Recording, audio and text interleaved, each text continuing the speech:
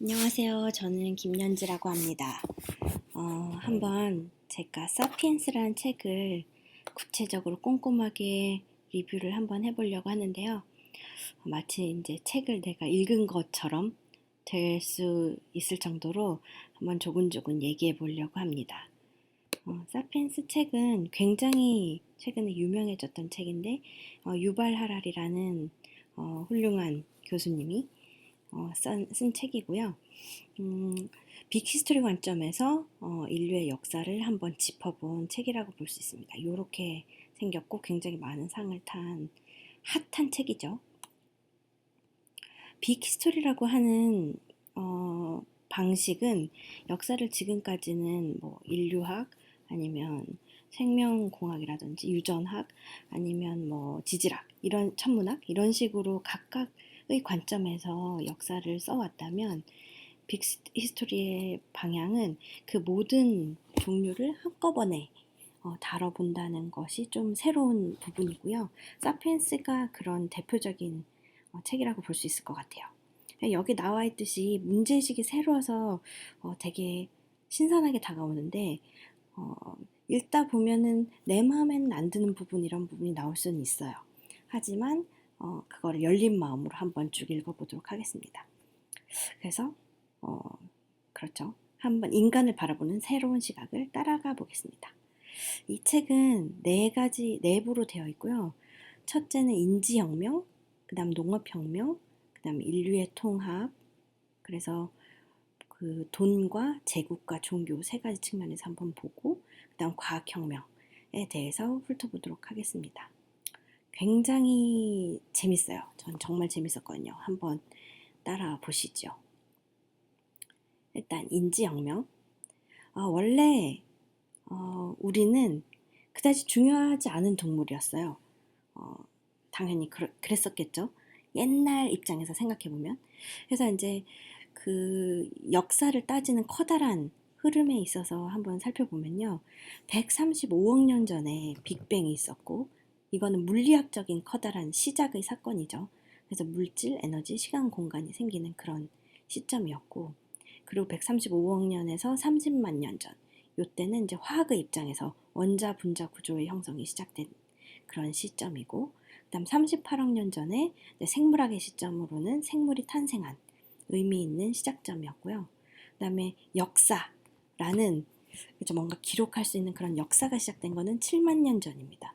135억 년으로 따졌을 때 7만 년 전은 참 별로 중요치 않은 이라는 게 어울리는 시간이죠. 역사에 있어서 이제 인류의 역사에 있어서 보면 250만 년 전에 오스트랄로피테쿠스라고 하는 인간이라고 말할 수 있는 인간이라고 말할 수 있을까? 아무튼 인간의 가장 첫 시작이 시작됐고 7만 년 전에는 인지혁명, 역사의 시작이죠. 그리고 1.2만 년 전에 농업혁명이 되었고 500년 전에 과학혁명이 시작되었습니다. 네, 여기 종말을 볼 수 있는 과학혁명이라고 되어 있죠. 이게 무엇을 뜻하는지 차차 설명이 나옵니다. 그래서 이 책의 주제는 한마디로 말해서 인지혁명과 농업혁명과 과학혁명 이 세 가지 혁명이 인간이죠. 인간과 이웃 생명체에 어떤 영향을 끼쳤을까? 네, 우리가 범인이에요. 우리가 범인입니다. 네, 범인이요. 어떤 영향을 끼쳤을까? 요거에 대한 설명을 쭉 하고 있습니다. 생물의 분류를 보면요.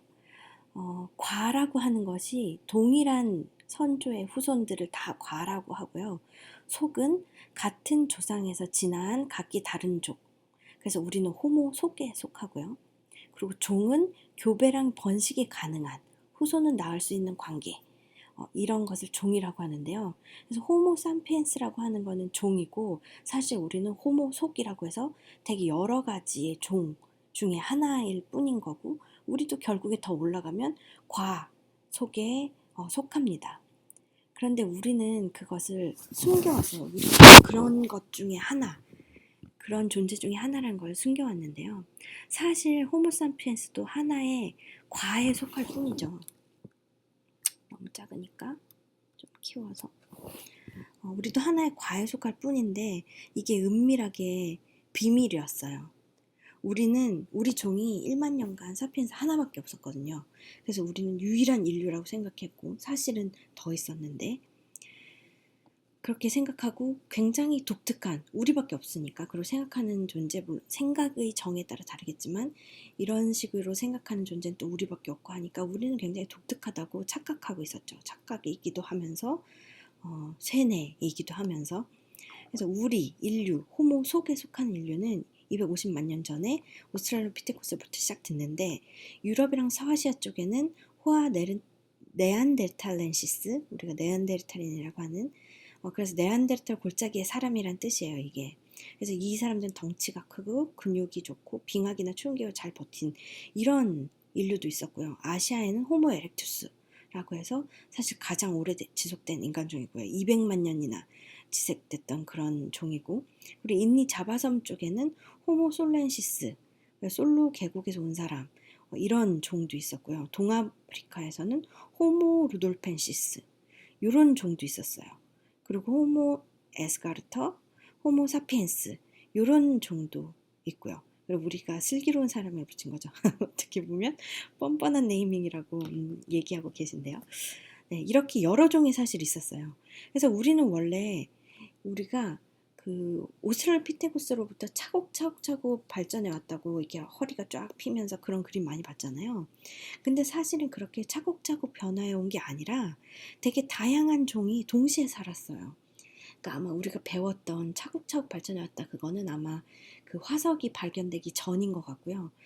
지금 나와 있는 그 기록으로서는 되게 여러 종이 한꺼번에 살았다 라고 밝혀졌습니다. 근데 지금은 단 한 종이죠. 호모사피엔스 한 종, 우리 종족 하나밖에 없는데 자 뭔가 이상하죠. 여러 종이 있었는데 왜 한 종만 남았을까요? 바로 이것이 우리 종의 범죄를 암시하고 있습니다. 여러분 제가 범인이라고 했죠. 우리가 범인이에요. 어떤 범인일까요? 자, 생각의 비용. 우리의 지능이 높아서 지적은 능력은 클수록 좋다라고 가정하고 있어요. 근데 그렇다면 계속 이제 진화돼서 지능이 높은 게 좋으니까 계속 진화돼서 그런 거라면 사실은 지금쯤 고양이도 계속 진화돼서 미적분한 정도 발전했어야 되는 거 아닌가요? 그렇죠. 왜 안 그랬을까요? 사실 큰 뇌는 자원을 고갈시켜요. 휴식 시 에너지의 25%가 뇌를 소비하는 정도로 뇌가 많은 에너지를 쓰고 있는데 그런 비효율적이라는 얘기인 거죠. 다른 유인원은 8%밖에 안 씁니다. 또 뇌가 크면 또 가지고 다니기가 어렵죠. 이렇게 불편한 것이 사실 뇌입니다. 그리고 최근에서야 이제 뇌를 더 활용하고 있는데 200만 년간 뇌 용량은 계속 커졌습니다. 사용하지도 않았는데요. 그 이유는 밝혀져 있지 않죠. 그리고 또 하나 직립보행.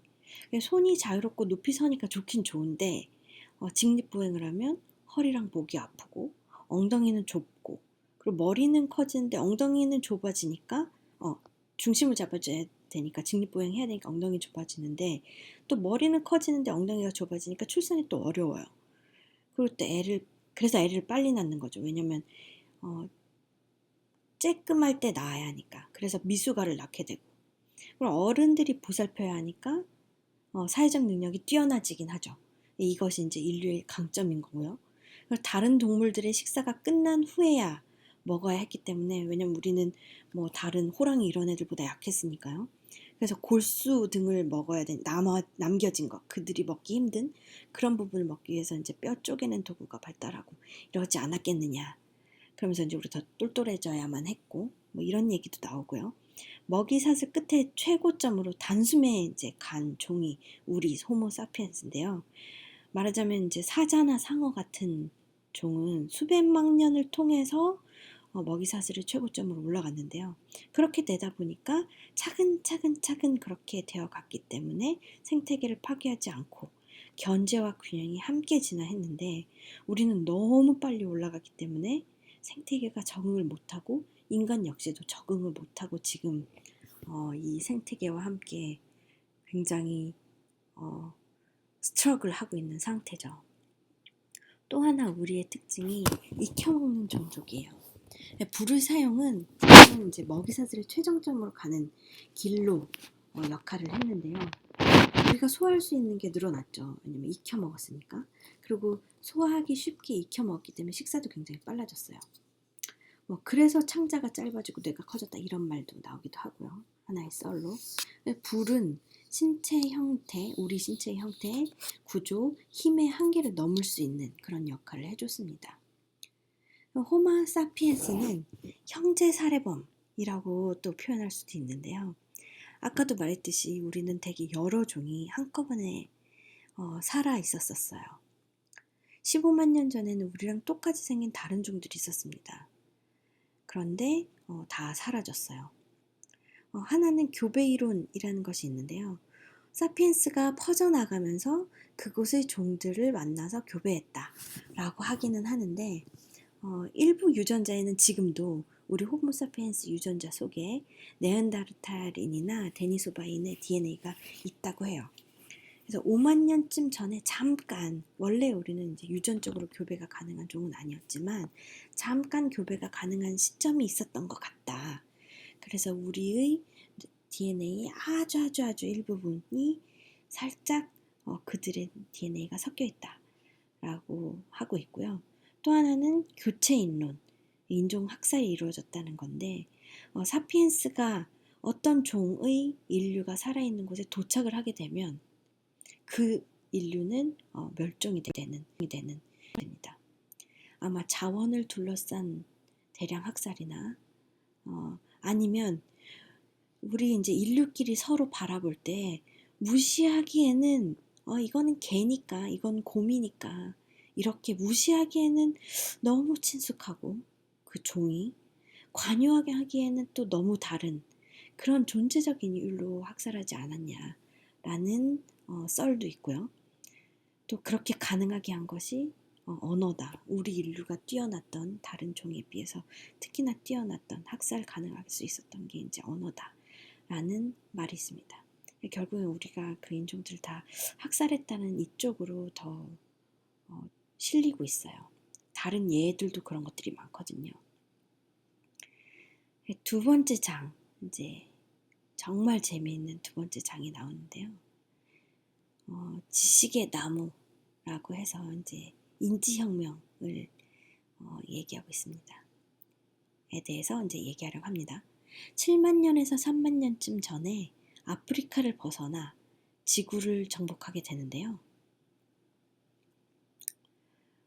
예술품과 장신구를 이때 이제 만들기 시작했고요. 그 말은 종교나 상업, 계층 등이 생겨날 때라는 거죠. 그리고 인지혁명의 인지 능력에 이제 혁명을 일으키게 되는데요. 유력한 이론은 지식의 나무 돌연변이라고 하는 이론이에요. 그래서 지식의 나무라는 하는 나무는 그 성경의 창세기의 금단의 열매, 선악과가 열리는 에덴 동산의 나무를 이제 지식의 나무라고 하는데요. 그걸 따먹으면 이제 선악에 대해서 알게 되고, 뭐 완전히 이제 세상을 다르게 바라보게 되는 그 나무죠. 그래서 우연히 일어난 유전자의 돌연변이가 뇌의 배선을 그 순간 딱 바꾸게 된 거예요. 그래서 완전히 새로운 유형의 언어를 사용하게 된 거죠. 그런 일이 이제 7만 년에서 3만 년 전에 일어나게 됩니다. 잠깐만요. 네. 지식의 나무까지 일단 이번에 소화해 보도록 하죠. 네, 언어의 특징은요. 언어라는 것의 특징은 여러 가지가 있는데 하나는 강변에 사자가 있다. 이렇게 이제 유연하고 강변이라고 할 수도 있고 또 건너편에라고 할 수도 있고 세심하고 세상의 정보를 전달할 수 있는 그런 특징이 하나가 있고요. 그리고 뒷담화, 소문에 대한 얘기를 하고 수다 떨고 오늘날도 대다수가 담의 얘기잖아요. 사실 오히려 언어가 이 목적으로 뒷담화하기 위해서 진화한 게 아니냐라는 생각조차도 들 정도로 뒷담화에 대한 큰 역할을 하고요. 또 하나는 이게 굉장히 중요한 이제 인지혁명을 나타나게 된 특징인데 존재하지 않는 것에 대한 정보를 전달하게 되는 것이죠. 그래서 집단적 상상을 하게 하고 신화에 대해서 얘기하게 하고 많은 숫자가 유연하게 협력하게 해주는 그런 엄청난 변화를 이 협력이라는 게 굉장히 의미가 있는 건데요. 엄청난 변화의 순간이 어느 순간 돌연변이가 뇌의 배선을 확 바꾸면서 짜잔 이렇게 번쩍하게 된 거죠. 여기서 말한 신화에 대해서 설명을 조금 더 해보면요. 푸조라는 브랜드가 있죠. 푸조라는 것도 사실은 신화의 하나라는 거예요. 예를 들면 인간이 서로를 알고 서로 아는 관계에서 협력할 수 있는 수는 150명 정도밖에 안 된다고 해요. 말하자면 뒷담화를 하면서 서로 이제 얘기를 하면서 아는 사람으로서 결속할 수 있는 자연적인 규모, 서열과 직함과 법전이 필요 없는 규모는 150명 정도라고 해요. 그래서 요즘 스타트업 이런 얘기를 하는데 스타트업이 이제 그 유연한 구조를 가져가기 힘들어지는 수치가 이 100명 정도, 100명에서 200명. 그 이후부터는 뭔가 복잡해지고 룰을 세워야 되고 룰 없이는 컨트롤이 안 되고 서열이 생기고 이렇게 되곤 하죠. 아닌 곳도 많지만. 그래서 알고선 협력하는 수는 150명. 그래서 침팬지가 한 20에서 50마리 정도가 한 무리이고요. 한 100명에서 150마리, 100명에서 150마리 정도가 또 무리 짓는 경우도 있다고 해요. 큰 수로 몰려와 다니는 경우는. 근데 허구가 등장하면서 이 결정적 임계치 150명을 넘어서 도시나 제국 건설이 가능해집니다. 이 허구를 이제 신화라고 또 하는데요. 그래서 아까 말한 그 푸조를 예를 들면 집단적 상상력이 만들어낸 환상이에요. 법적인 허구라고 말할 수 있죠. 사제나 마술사 그리고 신과 악마를 창조한 방식과 비슷해요. 그래서 거짓말은 사실 가상의 실제랑은 다르죠. 거짓말은 잘못된 말을 말하는 거고 사실이 아닌 말. 가상의 실제는 모든 사람이 믿고 있는 사실, 말하자면 사실인 거죠. 그래서 인지혁명 이후에는 사피엔스는 이중의 실제로서의 삶을 살게 되는데요. 하나는 객관적인 실제, 강, 나무, 사자 등의 객관적인 실제에서의 삶을 살고 또 하나는 가상의 실제에서의 삶을 삽니다. 이 가상의 실제는 말하자면 신이나 국가나 법인 같은 것이죠. 시간이 흐르면서 오히려 강, 나무, 사자보다 신, 국가, 법인 이 가상의 실제가 더 강력해지는데요. 말하자면 오늘날 한번 돌아보면요. 강, 나무, 사자 등의 객관적 실제는 미국, 구글 등 가상의 실제에 의해서 좌우되고 있죠. 굉장히 신기한 거예요, 사실. 개념 우회하기. 유전혁명으로서는 교통체증이 일었어요. 유전적으로 발전하는 건 되게 느려요. 진화해 나가는 발전 속도가 굉장히 천천히 이루어지는데요. 문화혁명이 나타나기 시작하면서 우회도로가 뚫리게 됩니다. 신화에 기반한 대규모 협력이 일어나면서 신화를 바꾸면 협력하는 방식이 바뀔 수 있다는 것을 알게 되죠. 그리고 또 특히나 상황이 맞아 떨어지면 급속도로 바뀌게 돼요. 예를 들면 1789년에 프랑스 왕권이 하룻밤 사이에 국민주권으로 바뀌게 됩니다. 그래서 상황이 바뀌고 모든 것들이 맞아 떨어져서 이렇게 급속도로 바뀌는 상황이 생길 수 있게 된 거죠. 200만 년 전에는 호모 에렉투스가 탄생하게 되는데요. 이때 석기를 제작한 종이었죠. 그런데 200만 년간 그대로 유지됐어요. 석기 시대로 그대로 살았어요. 200만 년 동안. 그런데 사피엔스가 우리 종이 인지혁명이 생기면서 이 머릿속에 번쩍하면서 유전자나 환경의 변화가 없이 미래 세대에다가 전달해 줄 수 있는 방법을 찾아내게 된 거예요. 이게 바로 이제 사피엔스의 성공 요인이었는데요. 예전에는 유전적으로 그거를 심어줘서 다음 세대로 넘겨줬죠. 교통체증이었는데 이제는 유전으로가 아닌 다른 방식으로 문화혁명으로 우회도를 마련하게 됩니다. 예를 들면 3만 년 전에 타 지역과 교역이 생기게 되고요. 항해를 할 수 있게 되고 수십 명이 협력하는 사냥이 일어나게 됩니다. 그래서 이제 65페이지 정도에 이제 이 표가 나오는데요. 새로운 능력, 인지혁명으로 이런 능력이 생기게 돼요. 세계에 대해서 더 많은 정보를 전달할 수 있는 능력. 그래서 여럿이 함께 사냥할 수 있고 계획할 수 있고. 그리고 사회적 관계에 대해서 더 많은 정보를 전달하는 능력이 생기게 되고 또 규모가 더 크고 응징력이 더 강한 집단이 생기게 되고요. 뭐 이런 것들이 이제 할 수 있게 되죠. 그래서 역사와 생물학을 바라보면 인지혁명은 역사가 생물학에서 독립한 지점이라고 말할 수 있습니다. 다시 말하면 1대1, 10대 10으로 붙으면 침팬지랑 거의 다르지 않아요, 우리가. 그런데 150명이라는 임계치를 초과하게 되면 우리는 완전히 다른 파워를 갖게 되죠. 3장은 아담과 이브가 보낸 어느 날입니다. 자, 그럼 인지혁명의 과정, 그리고 행동의 변화 과정을 한번 살펴볼까요? 우리 종의 존속 기간은 대부분을 수렵 채집인으로 지냈어요. 사실 지금 우리 되게 다양한 방식으로 살고 있는데 사실 대부분은 수렵 채집인으로 지냈습니다. 진화 심리학의 입장으로 바라볼 때는 현대인의 이거는 이제 반대하는 사람들도 많이 있긴 한데 이런 식으로 말하고 싶지 않다. 현대인의 사회적 심리적 특성의 많은 부분이 이 시대에 형성됐다라고 주장해요. 비만한 이유는 옛날에는 먹을 것이 부족했기 때문에 고칼로리를 탐하는 본능이 있다라고 말하기도 하고요. 불륜과 이혼 이런 것들은 생물학적 소프트웨어와 맞지 않은 핵가족 일부일처제를 요구하기 때문이다 라고 주장하기도 하고, 물론 이거에 대해서는 반대파도 물론 있죠. 왜 핵가족 일부일처제는 인간 생태의 핵심이다. 그리고 공유 공통체도 쪼개면 핵가족과 부부로 구성되어 있다. 그러니까 이렇게 주장해서는 안 된다라고 말한 적도 있죠. 그리고 또 인공물 없이 정신, 종교, 감정 삶이 이루어졌다. 그래서 현대의 수렵채집 사회를 살펴볼까 했으나, 그러니까 비교하려고요. 지금의 수렵채집인. 그런데 바이어스가 있죠. 왜냐하면 현대사회는 산업사회의 영향으로 폐허인 곳에서 수렵채집이 발달하고 예전에는 다양한 부족이 섞여 있었으나 지금 그렇지 않고, 그래서 수렵 채집인으로 사는 현대 모습과 비교하기에는 쉽지 않다라고 하는 부분이고요. 최초의 풍요로운 사회는 바닷가 강변에서 이제 어촌을 형성하면서 시작하게 되는데요. 농업혁명 이전의 영구적 정착은 어촌이었습니다.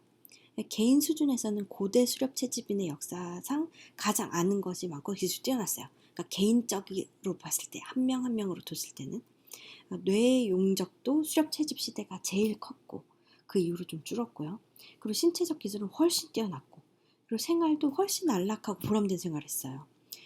주간 35시간에서 45시간 일만 했고요. 3일에 한 번만 사냥 나갔고 한 번 사냥 나갔을 때는 3시간에서 6시간 사냥하면 됐고 가사노동도 없었고 진공천석이 설거지, 기저귀 갈기 뭐 이런 거 없었죠. 그러니까 지금은 보면 어떻게 말하면 뭐 청소기가 다 해주잖아, 세탁기가 다 해주잖아. 하지만 세탁기가 다 해주면 그 시간에 우리가 놉니까? 그 시간 또 딴 일 하잖아요.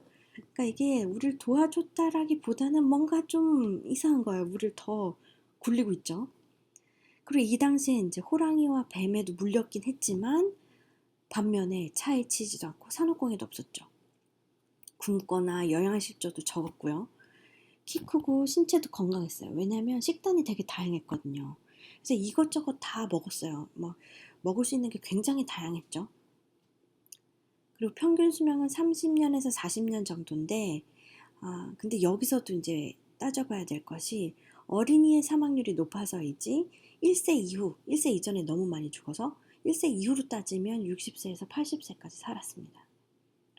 현재 수렵 채집인으로 비교해보면 45세 이상은 60세 이상, 구성원의 5에서 8%는 60세 이상 정도라고 해요. 그래서 예전 이 몇만 년 전입니까? 이 몇십만 년 전에 수렵 채집인 시대와 지금의 수렵 채집인이 그닥 수명도 다르지 않아요. 그리고 전염병도 적었고요. 전염병은 가축에서 생기거든요. 그리고 애니미즘이 있었을 거라고 생각되지만 그건 잘 모르고요. 그리고 계급도 있었을 것 같지만 잘 지금 우리가 밝혀진 게 없고, 그리고 전쟁 폭력 사용률도 되게 다양하게 있었겠죠. 그래서 이런 수렵 채집인 때 이런 삶을 살았고요. 한마디로는 훨씬 안락하고 보람된 생활을 했었다. 침묵의 커튼이라고 표현을 한 단락인데 잘은 모르지만 중요한 사건들이 많이 있었는데요. 사실 이거는 다른 말로 하면 생태계를 철저하게 우리가 바꿨어요. 사피엔스는 가장 중요하고 파괴적인 힘을 가지고 있었습니다. 침묵의 커튼을 지나죠. 4. 대홍수. 자, 이 대홍수가 뜻하는 게 굉장히 의미심장한데요. 대홍수가 우리예요, 우리. 호모사피엔스. 우리가 홍수입니다. 홍수가 일어나면 어떻게 되죠? 싹쓸이죠, 싹쓸이. 모든 게 사라지죠. 우리가 바로 그 대홍수였는데요. 예전에는 바다가 종들을 여러 생태계로 나눴죠. 인류의 종도 그렇고, 그리고 동식물 종들도 그렇고. 그래서 독특한 동식물들이 되게 많이 살았었어요. 근데 호모사피엔스가 이들의 종말을 가져오게 됩니다. 자, 한번 볼까요? 4.5만 년 전에 인도네시아 제도, 지금으로서는 호주, 이때는 앞으로 아시아 대륙을 대형 육상동물 떠난 최초 사례가 나옵니다. 우리가 호주로 처음 떠나게 되죠. 콜럼버스가 만들어낸 건데요. 말하자면 아폴로 11호와 못지않은 이거는 발자취예요. 그래서 이 사건은 우리가 앞으로 아시아에 호모사피엔스가 살고 있었는데 그런데 이 대륙을 대형 육상동물로는 뭐 새, 곤충 이런 건 같지만 대형 육상동물로는 최초로 이제 떠나게 되는데 이렇게 됨으로써 대륙의 먹이사슬 꼭대기에 우리가 있다가 호모사피엔스가 있다가 지구의 먹이사슬 꼭대기에 가는 지위가 격상하게 되죠. 그래서 이렇게 우리가 호주로 넘어가면서 호주의 대형 동물군이 멸종됩니다. 유대목들 몇천 년 내에 50kg 이상 동물 24종 중에 23종이 멸종하고요. 바로 호모사피엔스가 지구에 남긴 최초의 큰 족적이죠. 족적이 바로 멸종시키는 거. 이거에 대해서 반론도 있어요. 기후변화가 있어서 그렇다. 근데 그렇게 기후변화가 심하지 않았고요. 해양 생명체에는 타격이 별로 없었어요.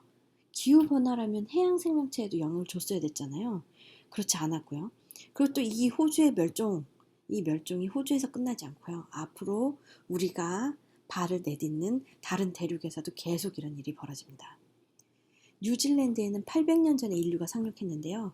그러고 나서 200년 후에 대연동물들이 다 멸종했고요. 조류의 60%가 멸종했고요. 북극해 랭겔 섬에는 4000년 전에 우리가 상륙했는데 매머드, 수백만 년간 번성하던 매머드가 멸종하게 됩니다. 그럼 대형 동물들이 왜 멸종했느냐? 일단 번식 속도가 느려요. 애를 베고 출산하고 그들이 나름 혼자서 독립적으로 살아갈 수 있도록 키워지고 이게 느려요. 그래서 사망률이 출생률 앞지른 거죠. 우리가 더 많이 죽인 거죠.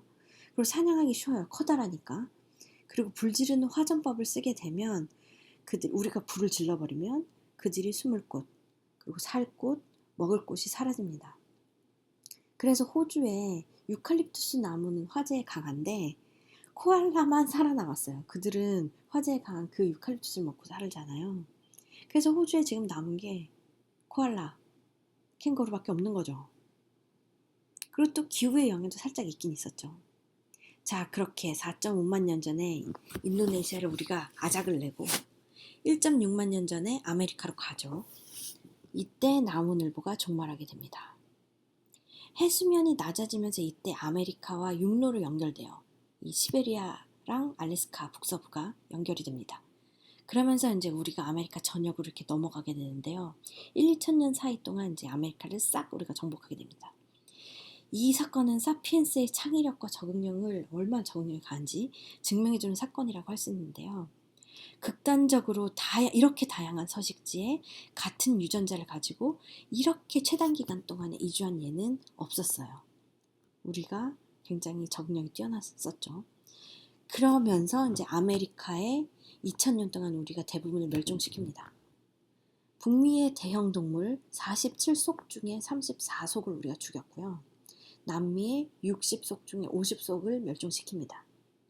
자, 한번 들어보세요. 매머드, 마스토돈, 곰 크기의 설치류, 쥐들이에요. 쥐인데 곰 크기. 말과 낙타떼들. 너무 아름다운 라이언킹 이런 데 나오는 그 낙타떼, 말 무리가 이렇게 뛰어가는 거 상상되지 않습니까? 그런 낙타떼류, 그리고 대형 사자. 사자가 엄청 큰 거죠. 검치 고양이, 칼 같은 이빨을 가진 그런 검치 고양이. 땅 하늘늘보, 8톤에 6m짜리래요. 나무늘보가. 포유류가 이만큼 컸어요. 6m. 약간 이 묘사가 이 그 사피엔스 속에 이 부분 묘사가 되어 있는데요. 묘사를 읽으면서 아바타 행성이 그려져요. 막 이렇게 가슴이 뛰고, 이거 무슨 세계지? 이런 생각이 들어요. 사실 그 아바타 영화에 나온 그 행성이 우리 옛날에 우리가 모두를 멸종시키기 전, 그때는 우리 지구가 그랬다는 거 아닙니까? 그리고 또 이제 포유류가 멸종하니까 파충류, 조류, 기생충 이렇게 따라서 살던 그 생태계가 쫙 같이 멸종합니다. 자, 그리고 1.5만 년 전 아메리카에 이어서 3.5천 년 전에 3,500년 전 태평양의 솔로몬 제도, 뉴칼레도니아 우리 등장과 함께 모두 다 멸종시키고요. 1만 1,500년 전 아프리카의 마다가스카르 이 곳에 인간과 함께 또 다 멸종하죠. 코끼리 새 5톤짜리 3m짜리 새가 있었어요. 멸종. 자이언트 여우 원숭이 엄청 큰 여우 원숭이. 여우 원숭이 귀엽잖아요. 근데 큰 거죠. 멸종. 19세기 들어서는 우리가 아는 세기죠. 19세기는 1900년대 갈라파고스 제도가 발견됐는데요. 자, 우리가 안 다다른 곳에서는 이렇게 특이한 종이 살고 있어요. 코끼리 거북 같은. 너무 안타깝죠. 우리가 범인입니다. 우리가 범인. 여기서가 시작인데 앞으로 계속 이런 얘기 나와요. 자, 노아의 방주. 이것도 굉장히 의미심장한 묘사인데 인지혁명 전에는 45kg 이상의 동물이 200속이 살았어요. 그런데 농업혁명 즈음 돼서는 100속이 살아남습니다. 반이 이미 다 날아간 거죠. 이미 수렵시대에 우리가 머리가 반짝하던 번쩍 번개가 치기 전, 그 전에 절반을 멸종시켰습니다. 고고학은 늘 같은 얘기를 해요. 마지막 동물 화석의 나타나는 시기가 최초의 인간 화석이 나타나는 시기입니다. 우리가 가서 죽인 거죠. 자, 멸종의 첫 번째 물결은 인지혁명의 시기고요. 멸종의 두 번째 물결은 농업혁명의 시기입니다. 그리고 멸종의 세 번째 물결은 산업혁명의 시기입니다. 이런 얘기를 이제 하면서 얘기하는 게 뭐냐면요. 우리가 범인인 것을 알면 보호 의욕이 좀 더 생기지 않겠냐. 저도 뭐 사라지고 있는 동물들 이런 거 뭐 엽서도 나오고 디자인도 많이 나오잖아요. 그런 거 보면서 뭐 그냥 그랬어요. 사라져가고 있구나. 보호해야겠구나. 그런데요. 그 사라져가고 있는 게 그냥 사라진 게 아니라 진짜 우리가 다 죽인 거예요. 느낌이 남다르더라고요. 뭔가 우리가 범인이구나. 느낌이 남다릅니다. 그래서 인간이 초래한 이 대홍수, 우리가 홍수라고 했죠. 이 대홍수에서 살아남은 것은 인간과 노예선의 노잡이들인데 그 노예선의 노잡이는 바로 가축들인 거죠. 와닿지 않습니까? 자, 이렇게 첫 번째 인지혁명에 대해서 훑어봤습니다. 다음 시간은 농업혁명에 대해서 얘기할 건데요. 더 재밌어요. 농업혁명은 이렇게 얘기합니다. 우리 역사에 있어서 가장 큰 사기 사건이 하나 있는데 그게 농업혁명이다. 인류 역사상 가장 큰 사기 사건, 바로 농업혁명인데요. 그 범인이 누굴까요? 그 사기꾼, 범인이 누굴까요? 네, 다음 시간에 만나도록 하겠습니다. 꼭 봐요. 제발.